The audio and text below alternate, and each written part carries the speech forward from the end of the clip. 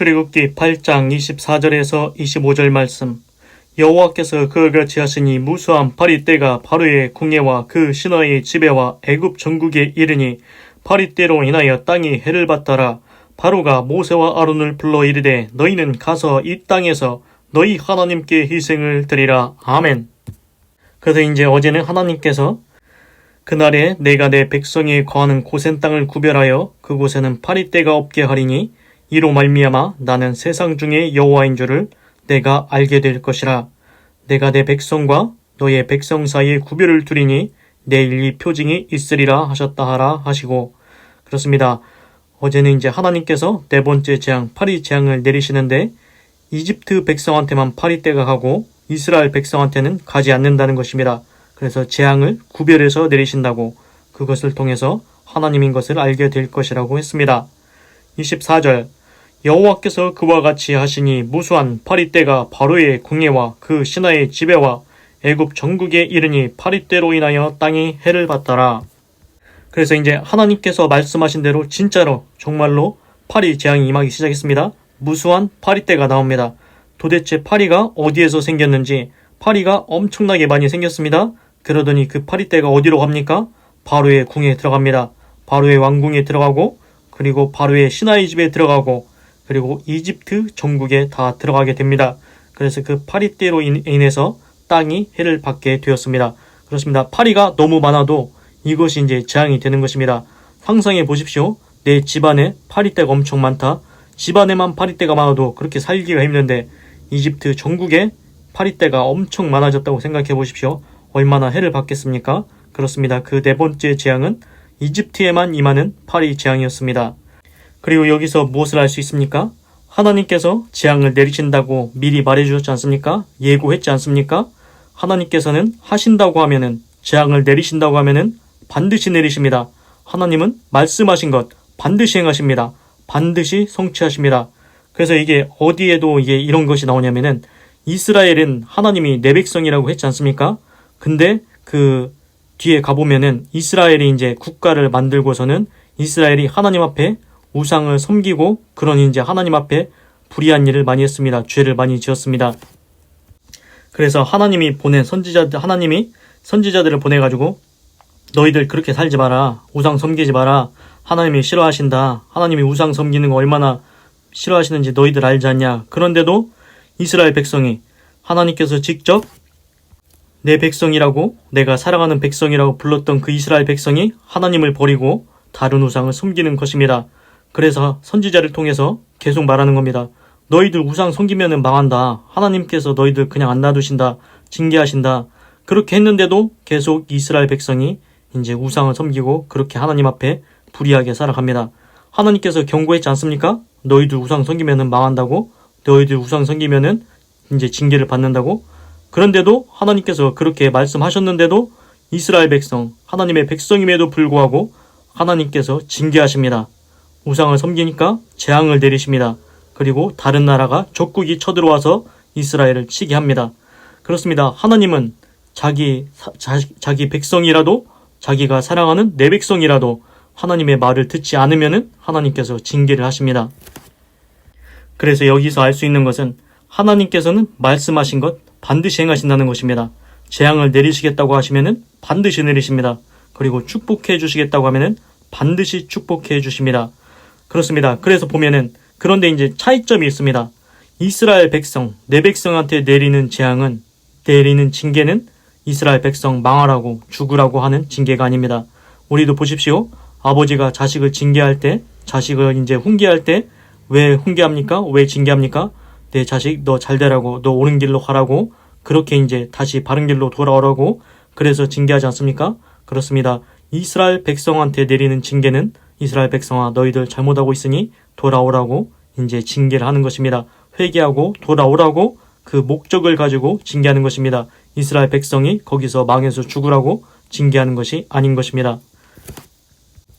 그리고 이제 보시면은 하나님께서는 재앙을 내리신다고 하면은 반드시 재앙을 내리시고, 또 축복을 내리신다고 하면은 반드시 축복을 내리신다고 했지 않습니까? 그 반드시 축복을 내리신다고 한 그 하나님, 그것을 이룬 것이 있습니다. 그 창세기에 보면은 아브라함 있지 않습니까? 아브라함아, 내가 너로 하늘의 별과 같이 바다의 모래같이 많게 하고 가나안 땅을 너희 자손에게 주겠다. 그 말씀, 그 언약의 말씀 하나님께서 성취해 주셨습니다. 이스라엘 백성이 생겼고 가나안 땅이 이스라엘의 땅이 되었습니다. 지금도 이스라엘 국가가 있습니다. 그렇습니다. 하나님께서는 축복을 내리신다고 말씀하시면 그것도 반드시 이루어집니다. 25절 바로가 모세와 아론을 불러 이르되 너희는 가서 이 땅에서 너희 하나님께 희생을 드리라. 이제 이집트 바로왕이 이제 파리 때로 인해서 너무 괴로우니까 모세와 아론을 부릅니다. 모세야, 아론야, 너희들 어디냐, 빨리 와라, 빨리 와. 그러고서는 이렇게 얘기합니다. 너희는 가서 이 땅에서, 이집트 땅입니다. 이집트 땅. 이집트 땅에서 너희 하나님께 희생을 드려라. 이렇게 얘기를 하는 것입니다. 그렇습니다. 그런데 이제 잘 살펴봐야 됩니다. 자세하게 봐야 됩니다. 뭐가 다릅니까? 지금 바로 왕이 말하는 것은 이집트 땅에서, 이 땅에서 하나님께 희생을 드리라는 것입니다. 그런데 모세와 아론은 어떻게 말했습니까? 저 광야에 3일 길쯤 가서, 사흘 길쯤 가서 하나님께 희생 제사를 드리겠다고 했습니다. 그렇습니다. 이집트 바로 왕이 모세와 아론에 요청한 것, 광야에 사흘 길쯤 가서 희생 제사 드리는 것, 그거는 허락해 주지 못하겠고 대신 이집트 땅에서 제사를 드리라는 것입니다. 이집트 땅에서 대신 희생을 드리라는 것입니다. 그렇습니다. 모세와 아론과 이스라엘 백성들을 이집트 바깥으로 내어 보내기는 싫다는 것입니다. 그래서 하나님께서 원래 하셨던 명령, 내 백성을 보내라. 내 백성이 광야에서 하나님께 희생제사를 드릴 것이다. 그것을 그 하나님의 말씀을 조금 이제 변경시킵니다. 조금 이제 바꿉니다. 그게 뭡니까? 이집트 땅에서 희생제사 드리라는 것입니다. 그 조금 차이가 이제 계약 내용을 바꾸는 것입니다. 우리도 보면은 이제 현실 세계에서도 지금 세계에서도 이제 어떤 사람이 이제 계약을 하자고 딱 왔는데 그거는 이제 내가 못 해주겠고 요 계약상을 조금 바꾸면 안 되겠냐, 요것만 조금 바꿔주면 안 되겠냐, 이런 사람들 있지 않습니까? 그거는 이제 사기 쳐먹으려고 그러는 경우가 많이 있습니다.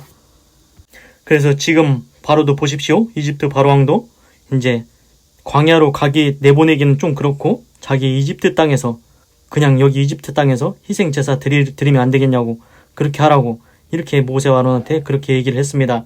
그렇습니다. 하나님의 말씀, 하나님의 명령은 이제 이스라엘 백성을 내보내고 광야에서 희생 제사 드리게 해라. 그런데 그거를 이제 그대로는 못하겠고, 그대로는 내가 못하겠고 그냥 이집트 땅에서 드리라는 것입니다. 그 결국 무엇입니까? 하나님의 말씀, 하나님의 명령에 이제 거역하겠다는 것입니다. 하나님의 명령 듣지 않겠다는 것입니다. 그래도 이제 이집트 바로왕이 조금 보여준 건 뭐냐면은 자기 뜻을 조금 이제 굽히기 시작하는 겁니다. 하나님 앞에 이제 네 번째 재앙, 파리 재앙, 이집트에만 임하는 재앙을 당하더니 이제는 자기 뜻이 조금씩 굽혀지기 시작하는 것입니다. 그렇습니다. 하나님 앞에 점점 자기의 뜻을 굽히게 됩니다. 하나님 앞에 누가 당당히 설 수 있겠습니까? 하나님 앞에 누가 이길 수 있겠습니까? 하나님 앞에 그 누구도 비길 수 없습니다. 그렇습니다. 이집트 바로왕도 하나님 앞에 처음에는 꼿꼿하다가 하나님 앞에 완악하다가 첫 번째 재앙부터 네 번째 재앙, 파리 재앙까지, 첫 번째 재앙, 물이 피로 변하는 재앙, 그리고 개구리 재앙, 그 다음에 이 재앙, 그 다음에 파리 재앙, 네 번째 파리 재앙이 임하자 너무 괴로우니까 이제 자기 뜻을 조금씩 굽히기 시작합니다. 그렇습니다. 하나님 앞에는 결국 굽히게 되어 있습니다. 하나님 앞에 결국 굴복하게 되어 있습니다. 하나님을 이길 수 없다는 것입니다. 그러면은 여기서 우리가 깨달아야 되는 것은 무엇입니까? 우리도 인생을 살다 보면은 하나님 앞에 우리가 꼿꼿하게 설 때가 있습니다. 교만할 때가 있습니다. 자만할 때가 있습니다. 근데 그렇게 하나님을 대적하며 살다가는 재앙이 이제 하나씩 이제 점점 재앙이 임하기 시작합니다. 그런데 그 재앙을 당하기 전에 지금 이집트 바로왕이 하나님 앞에 꼿꼿하다가 교만하다가 자만하다가 재앙을 지금 네 번째까지 당하지 않습니까? 마지막 이제 10번째까지 당하게 되는데 이것을 우리의 이제 교훈으로 거울로 삼아야 되는 것입니다. 하나님께서는 우리가 굴복할 때까지 그 꼿꼿함이 굽어질 때까지 계속 재앙을 내리신다는 것입니다. 하나님 앞에 겸손해야 되는 것입니다. 그래야 하나님께서 은혜를 베푸시고 복을 내려주십니다. 하나님 앞에 계속 대적하다가는 결국 재앙만 더 많이 당하게 되는 것입니다. 이것을 이집트 바로왕을 통해서 이제 빨리 깨닫고 하나님 앞에 교만하지 말아야 되겠습니다. 그리고 이제 또 신기한 거를 말씀드리자면은 그 재앙이 첫 번째 재앙, 이제 물이 피로 변하고 두 번째는 이제 파리 재앙, 그 다음에는 이 재앙, 네 번째가 파리 재앙이지 않습니까? 그런데 이제 신기한 게 뭐냐면은 그 재앙이 이제 이집트 바로왕한테 맞춤식 재앙이 온다는 것입니다. 우리도 이제 양복을 맞출 때 그냥 이제 기성복 갖다 사다 입는 경우도 있고, 이제 치수를 재가지고 맞춤 양복을 입지 않습니까? 맞춰서. 그건 더 비싸죠. 근데 이제 지금 재앙을 보십시오. 재앙도 이집트 바로왕한테 이제 맞춰서 일어납니다. 그 세 번째 이 재앙은 어떻습니까? 이집트 마술사들도 이제 따라하지 못합니다. 그리고 네 번째 파리 재앙도 보십시오. 이집트 바로왕한테 맞춰서 이집트 백성한테만, 바로왕의 궁에만, 바로왕의 신하에게만 이집트 재앙한테 맞춘 재앙이 임합니다. 이제 맞춤식 재앙이 이집트 바로왕한테 내린다는 것입니다. 그래서 이것을 이제 또 적용해 보자면은, 우리가 이제 어떤 이제 죄를 지으려는 사람, 나쁜 일을 하려는 사람, 이제 이런 경우가 있습니다. 그 사람이 이제 어떤 이제 모략을 꾸미고 계략을 꾸미고 그렇게 하다가 이제 자기가 하는 일마다 이게 뭐가 이제 안 되는 것입니다. 재앙이 임하는 것입니다. 이걸 하려면은 이 재앙이 임하고, 저걸 하려면은 저 재앙이 임하고, 이제 그 불의한 일을 하려는 자한테 맞춤식 재앙이 임하는 것입니다. 그렇습니다. 하나님의 재앙을 당하기 전에 하나님 앞에 겸손하고 회개하고 하나님 앞에 돌아와야 되는 것입니다. 그리고 이제 또 중요한 거 한 가지를 말씀드리겠습니다. 예수님은 이제 모든 사람이 이제 예수님 믿고 구원받게 하기 위해서 왔지 않습니까? 그래서 이제 예수님도 많은 사람을 이제 구원받기 하기 위해서 십자가에 죽으셨는데, 그 십자가의 피, 십자가의 보혈, 그 피 흘림이 없이는 죄사함이 없다. 그래서 예수님의 피로, 예수님의 십자가에 설리신 피로 우리가 이제 죄사함을 받지 않습니까? 그래서 예수님만 믿으면은 회개하고 예수님만 믿으면 구원받고 천국에 갑니다. 그래서 이신칭이라는 말이 있습니다. 이신칭이. 이는 이제 한문인데 써이자 뭐뭐드로 써, 그리고 신은 믿을 신자, 그리고 칭하다 칭, 의는 의로울 의. 그래서 이신칭이 믿음으로써 의롭다 받는다. 그건 무엇입니까? 네가 예수님을 믿으면은 네가 예수님을 믿는 것으로 인해서 의롭다고 칭함을 받을 것이다. 그렇습니다. 구원은 예수님을 믿으면 의롭다고 칭해 준다는 것입니다. 솔직히 하나님 입장에서 봤을 때는 우리 모든 인류는 죄인입니다. 아담의 원죄도 있고, 우리가 매일 살아가면서 행동으로 짓는 죄도 있고, 마음으로 짓는 죄, 생각으로 짓는 죄 다 있습니다. 하나님께서 창세기에서도 이런 말씀하셨습니다. 노아 시대 때에 사람의 생각이 악할 뿐임을 보시고, 그리고 침상에서 하는 모든 계획이 악하다. 그러니까 생각으로도 죄가 된다는 것입니다. 마음 먹은 것으로도 죄가 된다는 것입니다. 행동으로 하는 거는 죄라는 건 우리가 알고 있죠. 근데 마음과 생각도 하나님 앞에 죄가 된다는 것입니다. 그래서 예수님도 이런 말씀하셨습니다. 그들의 속생각을 아시고, 그들의 생각을 아시고. 그렇습니다. 예수님은 그 사람이 말을 안 해도 속에 어떤 생각을 갖고 있는지, 어떤 마음을 갖고 있는지 다 안다는 것입니다. 그런데 그 마음과 생각이 나쁜 생각, 불의한 마음, 이런 것을 품고 있으면은 그것도 죄라는 것입니다. 그렇습니다. 하나님이 보실 때는 우리는 모두 다 죄인입니다. 그러면 어떻게 됩니까? 죄의 삭은 사망이요. 하나님은 죄가 있으면은 심판해서 지옥에 보냅니다. 공의 하나님이시기 때문에 그렇게 할 수밖에 없습니다. 그런데 이 신칭이 믿음으로써, 예수님을 믿음으로써 너를 의롭다 칭해주겠다. 그래, 내 아들아, 내가 너를 볼 때 너는 죄인이라서 너는 진짜 천국에 갈 수 없다. 너는 죄인이기 때문에 천국에 갈 수 없어. 그런데 네가 예수님을 믿었냐? 그럼 내가 예수님을 봐서, 내가 예수를 봐서 십자가에서 너를 위해서 대신 피 흘려서 네 죄를 모두 다 씻은 예수를 봐서 너를 의롭다고 칭해주겠다. 그렇습니다. 우리는 죄인인데 하나님께서 우리를 예수님을 보아서 의롭다 칭해주겠다는 것입니다. 이것이 무엇과 같습니까? 예를 들어서 이제 내 아버지가 있는데, 아버지가 이제 나를 봐가지고 어떤 사람을 이제 용서해 주는 경우가 있습니다. 야, 너는 내가 용서는 못하겠는데 내 아들 때문에 너 용서해준다. 네가 내 아들 친구니까 내가 봐주는 거다. 이런 경우 있지 않습니까? 그렇습니다. 아버지가 자기 아들을 봐서 자기 아들을 친구니까 용서해주는 경우가 있습니다. 그런 것처럼 하나님도 독생자 예수님 때문에 내가 너를 용서해준다. 예수님이 너를 위해 피 흘린 거 네가 믿냐? 그러면은 네가 믿으면은 그 믿음으로 인해서 내가 너를 의롭다고 칭해주겠다. 그렇습니다. 우리는 사실 의롭지 않은데 그 예수님을 보아서 하나님의 우리를 의롭다고 생각해 주신다는 것입니다. 그래서 예수님을 믿으면은 천국에 갈 수 있다는 것입니다. 그러면 그 예수님의 마음은 어떻겠습니까? 예수님의 마음은 너희들이 나를 믿고 예수님을 믿고 천국에 가기를 원한다. 그래야 하나님께 용서를 받을 수 있다. 그 마음일 것입니다. 그런데 예수님을 안 믿고 지옥에 가면은 예수님의 마음이 어떻겠습니까? 십자가에서 죽기까지 희생하셨는데 그 예수님을 안 믿고 지옥에 가면은 마음이 너무 아플 것입니다. 그것은 어떤 것입니까? 예수님의 마음에 큰 짐을 지어주는 것입니다. 내가 너를 구원하려고 십자가에서까지 죽기까지 했는데 네가 나를 안 믿고 지옥에 가면은 내 마음이 얼마나 무겁겠냐, 내 마음이 얼마나 아프겠냐, 이 마음입니다. 그래서 이제 구약 성경에서도 지금 이집트 바로왕과 모세가 대결하고 있지 않습니까? 그래서 결국 모세가 이제 이스라엘 백성을 이끌고 이제 이집트를 탈출합니다. 이집트에서 나옵니다. 그리고서 이제 광야에서 40년을 지내다가 가나안 땅에 이제 입성을 하는데 그 광야에서 어떤 일이 있었냐면은 광야에서는 물도 없고 아무것도 없습니다. 먹을 것도 없습니다. 그래서 이제 이집트 백성들이 처음에 나왔을 때는 아, 이집트 탈출했다. 드디어 우리가 노예에서 벗어났다. 그렇게 기뻐하고 좋아합니다. 그리고 이제 홍해를 가르고 이제 바닷길도 건너고 그리고 이집트 군사들은 다 홍해에서 덮이 수장되고 죽었습니다. 그래서 이제 그렇게 하나님을 기뻐하고 찬송을 했는데 계속 가다 보니까 광야밖에 없습니다. 사막밖에 없습니다. 그래서 이스라엘 백성들이 물이 없다고 하나님께 원망합니다. 그러면은 모세가 또 이제 반석을 쳐서 물이 나오게 하고 이번에는 뭐 먹을 것이 없다고 합니다. 그러니 원망합니다. 그러니까 이제 모세가 하나님께 기도해서 이제 만나가 내려옵니다. 이제 꿀꽈배기 같은 꿀떡 같은 그런 이제 만나가 매일 한 번씩 내려옵니다. 그래서 40년 동안 만나라는 음식을 먹게 되는데 이제 그래도 또 이제 그걸 또 먹다가 또 불평을 합니다. 아, 만나가 이제 싫다고 이제 질렸다고 그렇게 또 하나님을 원망합니다. 차라리 애굽에서 마늘과 고기와 파와 뭐 그런 거 양파 이렇게 맛있게 먹지 않았냐. 그리고 하나님을 또 원망합니다. 그러니까 이제 모세가 또 기도해서 이제 하늘에 나는 메추라기가 떨어져서 이제 치킨을 먹입니다.